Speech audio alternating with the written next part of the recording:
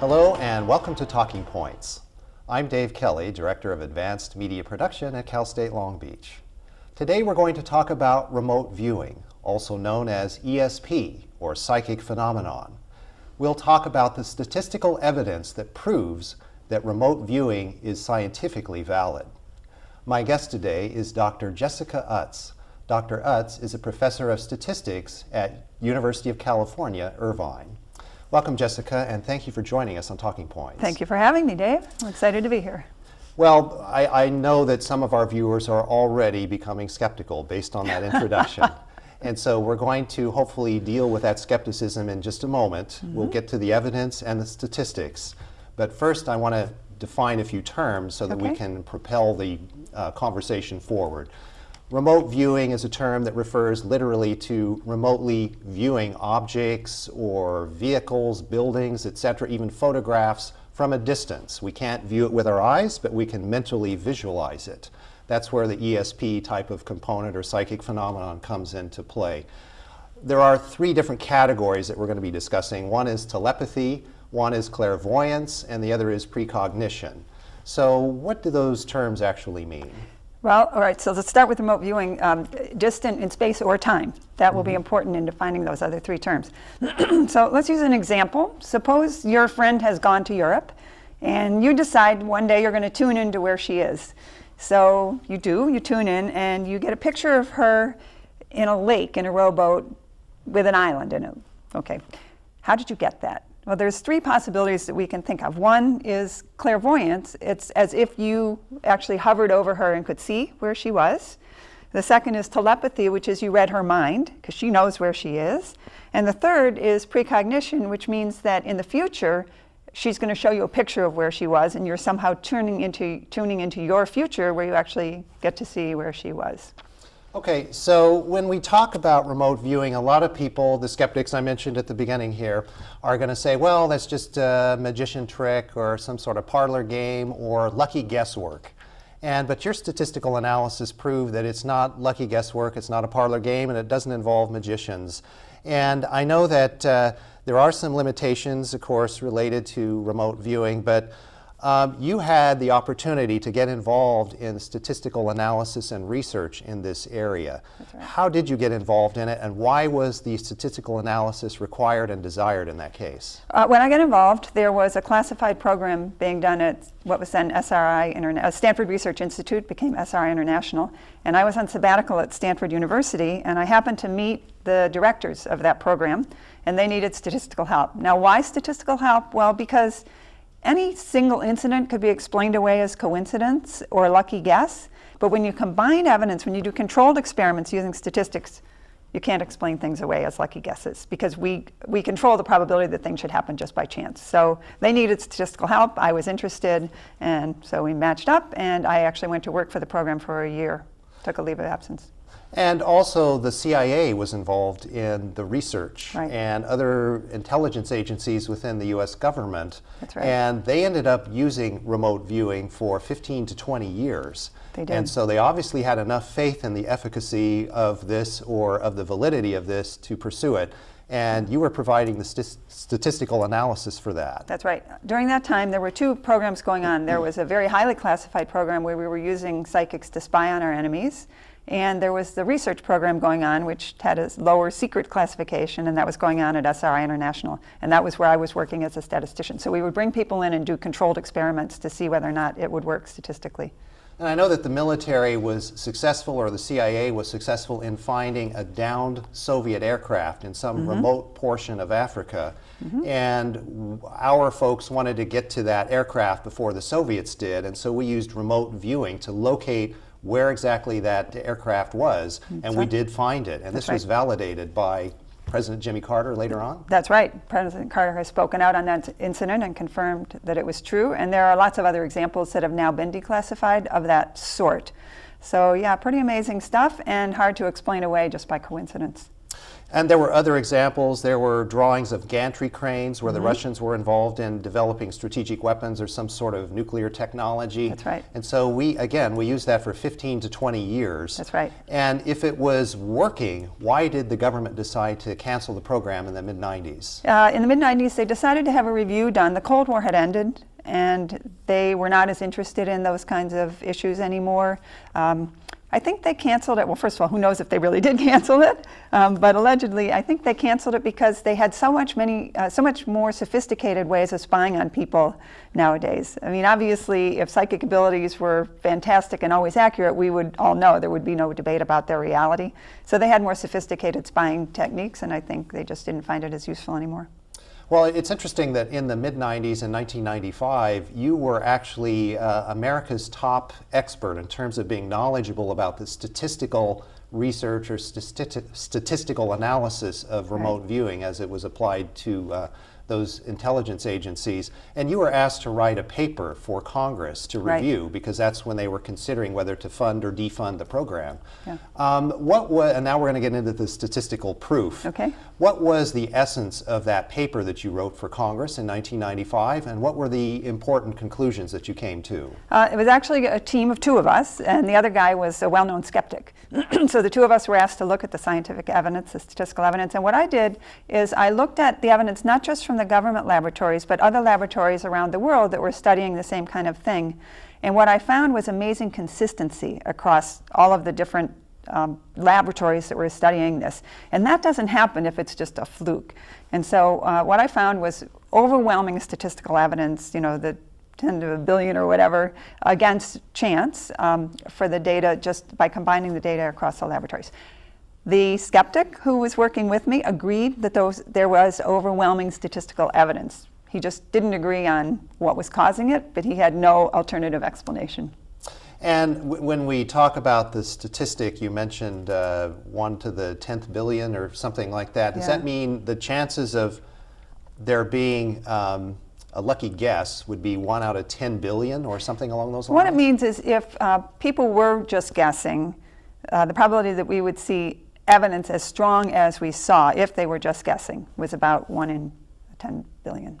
All right, and so to put that into some context, you and I discussed earlier that the California lottery was set up in the 1980s. At that time, it's harder to win the lottery now than it was then, but when they initially developed the lottery, the chances were about 1 out of 14 million of getting that winning ticket. Now, if we just take that number and for easy math, say 1 out of 10 million, so 1 out of 10 million is 1,000 times less than 1 out of 10 billion. Right. So that shows you the odds of winning the lottery are a lot better than coming up with a lucky guess in remote viewing. And for one individual. I mean, obviously somebody's going to win the lottery, right? But probably for a single individual with a single ticket winning was about 1 in, like you said, 14 million. Right, 1 out of 14 million. That's right, so 1,000 times stronger, yeah. Right, exactly. So again, back to the validity of this. The validity is, through the statistics, is the fact that you can replicate the results in testing. And that's very important when we're talking about the scientific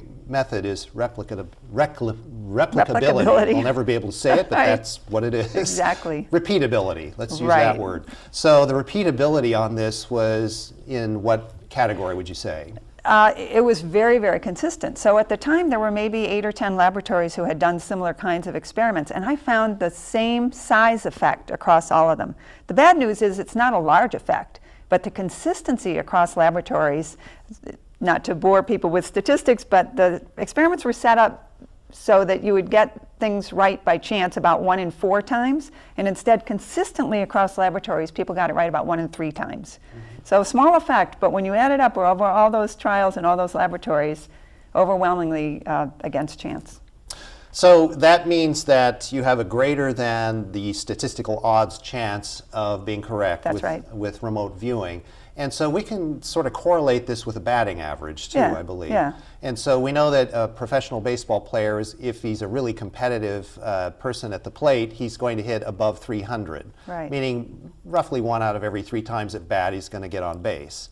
Now that doesn't mean that you're going to hit the ball 1 out of every 3 times you come up. I mean, there are some days you might strike out 4 times in a row. and the next day maybe hit 2 home runs. Right. Not me, I'd strike out not every you, time. but That's right. the ball player. That's right. And so that if we apply that statistic, over time, that's when we come up with the batting average. Is it similar with remote viewing? It is similar in a lot of ways. Nobody can predict when someone's going to hit the ball, right? That's one of the frustrations. Same thing with remote viewing. We can't predict when someone's going to be able to do it and when they're not, but we do know that they can do better than chance. And some people can do much better than chance, some of the superstars. Right. Now, one of the most interesting aspects of remote viewing is the fact that you can do this over a long distance. Right. In other words, it's just as easy to remote view something in China or Australia as it is in your neighbor's garage down the street. I mean, the garage door is closed, you don't know what's in there, Right. but the ability of remote viewing is such that I can do it in China or Australia just as easily as looking in his garage. That's right. And so that means that there's this distance component that is quite amazing, and also the precognition that you talked about, being able to predict events. We used to call that premonition, I believe. Right. And so you have premonitions, and you can predict events that aren't going to occur for 2-3 days, maybe a Right. week later. Yep. And so that would seem to suggest that there's some sort of hyperdimensional aspect to remote viewing, where time is not just a fourth dimension, but maybe there are additional dimensions. We call that, I guess, non-local correlation or non-locality, having that distance ability and that ability to see over time. What does that imply, non-locality? I think it implies that we need to get the physicists working on this. I think there really is something we don't understand about physics, and that somehow people are able to go through space and time in the way that we understand it to gain information. I think we have great clues that you can do it over long distances and do it across time. Those are great clues that something is wrong, or not, something is incomplete about our understanding of the universe if we think of it as just 3 dimensions plus time. And I know that there is a physicist at UC Berkeley by the name of Henry Stapp, and he has stated that quantum connections, and that's what we're talking about Right. here, could be the most profound discovery in all of science. And so I know that the physicists have looked at this in terms of photons, which are particles Right. of light. And the smallest particles of light can be generated from the same source and travel in opposite directions and still maintain coherence or connectivity. And that's the quantum aspect in physics. Right. So we need to pursue this a little bit more in terms of the psychic phenomenon aspect Right. as well. Right, so physicists understand that that happens in the quantum world. What they don't know is whether or not it happens beyond that in the world of larger things like us, right? But it's also probably true that most photons have interacted at some point through the history of the universe, and so who knows if there's some explanation there. It's very puzzling because we don't have an explanation, but those are all clues for where to look, I think.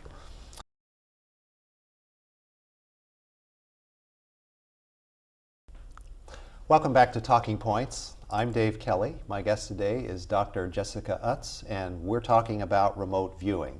Now, Jessica, before we went to the break, I said we'd talk about some other examples of remote viewing, which are pretty astounding. And one of them is the fact that they did tests where they took the remote viewers out into submarines and went 500 miles off the coast and went 500 feet below water in the submarine, and they still had the same kinds of results from the remote viewers. Right. So when that kind of phenomenon occurs, how do the skeptics manage to explain that away? They don't. That's what's interesting. They selectively choose evidence, and I wouldn't call them skeptics. A true skeptic would really be trying to figure this out. I'd call them deniers or debunkers. They selectively pick evidence that is easy to pick apart, you know, like some examples where somebody in the room knew the right answer. You know, that you can pick that apart because it's too easy to give subtle clues if someone in the room knows the right answer. But having the submarine down there, and you can't explain that away. And by the way, one of the reasons they did that was they were trying to rule out like electromagnetic waves as the explanation. So they used various ways to block those kinds of waves. That's why I always laugh when I hear people say, well, if it was real, we should be able to detect waves or something coming out of people's heads. No, we know it doesn't work that way. Right, and related to what we talked about before the break, if this is some quantum dynamic that involves multiple dimensions, then the electromagnetic field is not what this is about That's to right. begin with. Yep. And shielding. Obviously, 500 feet below water and in a submarine is pretty good shielding. That's right. But they've also found that other kinds of shielding, using the Faraday cage or something like that, That's right. still that doesn't make any difference either. Exactly. Yep. Okay, and so when we talk about the work that you were involved with, it's very interesting that you were with the Stanford Research Institute with the individuals that set up the lab. There was Hal Puthoff and Russell Targ who put this together, two physicists who worked with lasers, who were interested in that non-locality aspect of quantum physics that we talked about, where the photons go in separate directions and yet remain in correlation with one another. So they brought in some of the best psychics of the day. One of them was Pat Price. He was a policeman from Burbank who was actually instrumental in locating the getaway vehicle in the Patty Hearst kidnapping back in the 70s. You also had Ingo Swann, one of the foremost psychics, who was an artist from New York. And then there was Joe McMoneagle, who was in the military and was a great sketch artist, but also had some abilities that were identified, and he became a great remote viewer. Now, I know you worked with Ingo Swann, the artist, and with Joe McMoneagle. How did they explain their exceptional abilities, and what kind of people were they?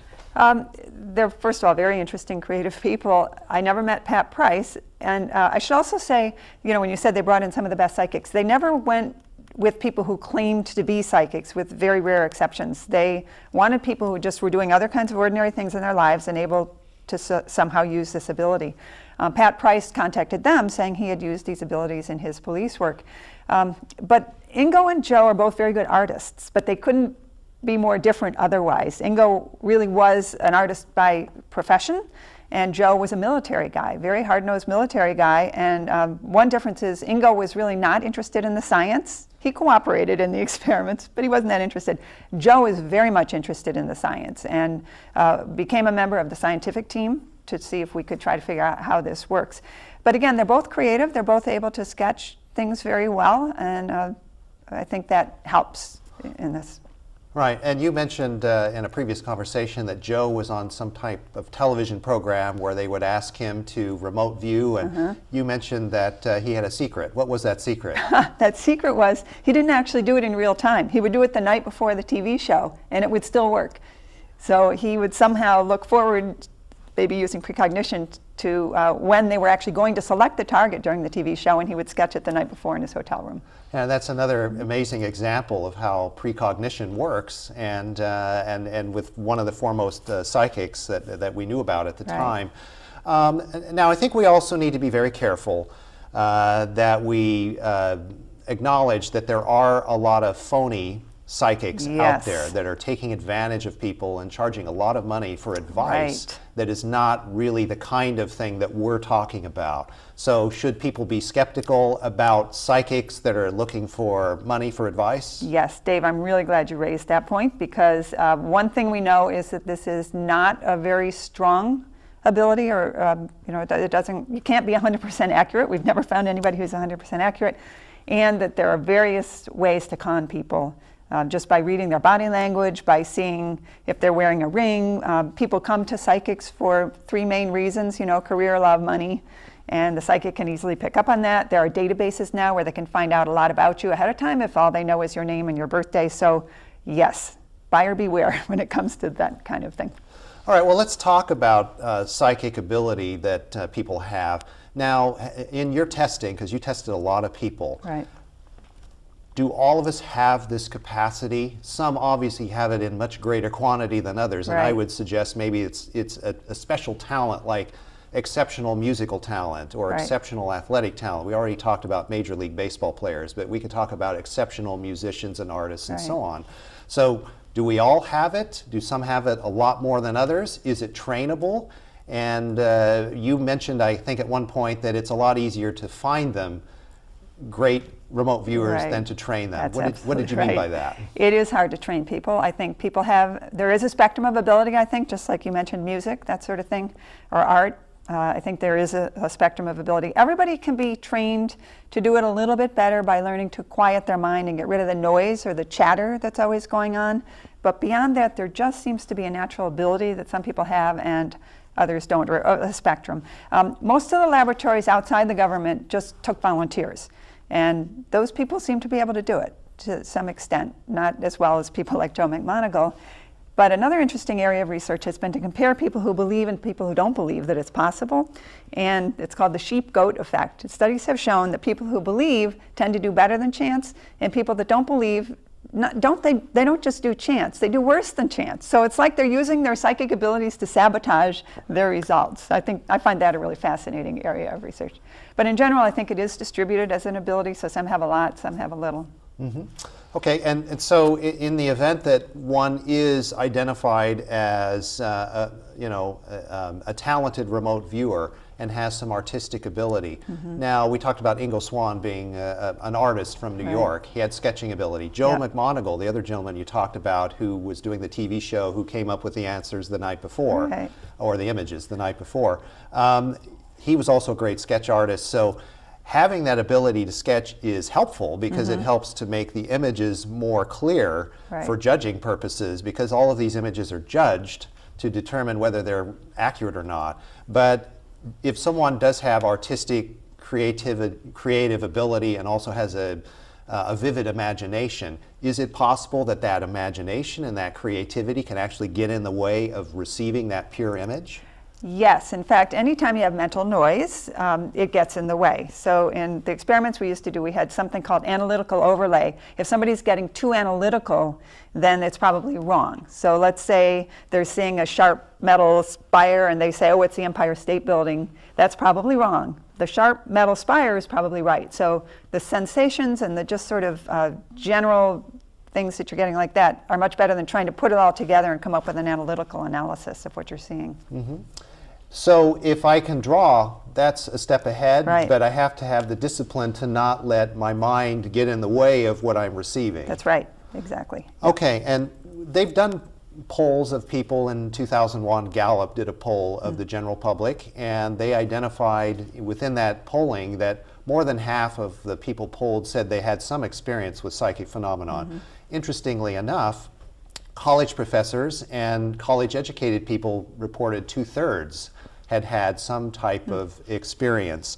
And so if this is so common, why has it not been more accepted in society as a true phenomenon? That's a very good question, and I would love to have the answer to that. I think it has been accepted by, like you said, I mean, a large proportion of people claim to have had experiences, and I think even higher proportion claim to believe that it's possible.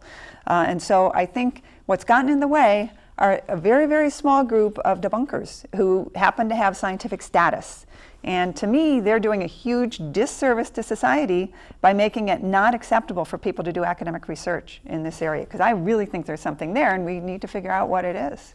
Let's talk about in your own case, when you went to work at Stanford Research Institute and you were going into the research analysis aspect of this, were you skeptical? Did you have some skepticism yourself? And again, we talk about skepticism as being healthy. Mm-hmm. It's not such a bad thing to be skeptical about certain things. Right. So how did your thought process evolve over time? I did have skepticism, and I think what convinced me was just the evidence, the accumulating evidence as I worked in this field, and I got to see more and more of the evidence. I visited the laboratories even beyond where I was working to see what they were doing, and I could see that they had really tight controls. They had brought in magicians to see if they could cheat and closed all the loopholes. And so I got convinced by the good science that I saw being done. And in fact, I will say as a statistician, I've consulted in a lot of different areas of science. The methodology and the controls in these experiments are much tighter than any other area of science where I've worked. When we talk about examples of remote viewing, we've used the examples of the submarine, we've used the examples of finding the downed aircraft in Africa. You've heard, I'm sure, a number of other stories. Is there a place where people can find out about these amazing stories that are scientifically validated? There are various places. So Ed May, he's a physicist. He's the person who took over the program after Hal and Russ left it. He's just written a couple of books about the history of this, what was called the Stargate program at the time. So if you look up Edwin May on Amazon, you'll find his books. That's really good. If you just want more anecdotal evidence and really compelling stories, there's a book by a physician named Larry Dossey, D-O-S-S-E-Y, called The Power of Premonitions. And he's got some really compelling stories in there and some of the scientific evidence. So that's what I like about his book, is it combines the two. As you've worked with academic colleagues over the years, and we do find skeptics among academics, have you been received with the appropriate level of professional acceptance because of this work? Because, you know, a lot of people do think this work is a little on the edge. Right. Or are there still some academics that need to get with the program in this area? There are definitely academics that need to get with the program, but from my own personal experience as a statistician, I have to say the statisticians are a really wonderful, nice community. They don't tend to backbite each other. So I think the fact that I've just been looking at statistical evidence is better than if I were actually doing experiments, and in terms of my colleagues' attitudes. So I think, you know, as a statistician, it's acceptable to look at data. That's what we do. And so I haven't had as much trouble as I would, I think, if I were a psychologist trying to do my own experiments. And I know that you've said that it's time to stop the experiments or the testing to determine whether it's valid or not. That's We've right. been there, we've done that. Yep. We need to go forward with this research. And you talked about that a little bit earlier in this program, but where do you think this research should go and how should it be attacked? I think you're right. The proof is there, and now we have to figure out what's going on. And so we talk about proof-oriented versus process-oriented research. We really need to focus on the process-oriented research. I think what we need is a multidisciplinary team. We need strong funding from some source, and I really think the government should fund it. They're spending billions on medical research. If they were just to spend a couple million on this, I think we could make some progress. But we really need physicists, psychologists, maybe, you know, cognitive experts, statisticians, to come together and try to see if we can figure out, you know, put out some theories and then try testing them and see if we can figure out what's going on. Whatever it is, I think it's going to revolutionize the world in various ways because there's something there that we don't understand. And it could really change all kinds of things in the world. And why shouldn't we pursue an area of human potential that's out there for us Right. to look into? Right, right. Well, I want to thank you for being here today. This has been a fascinating interview. Thank you. It's been fun. And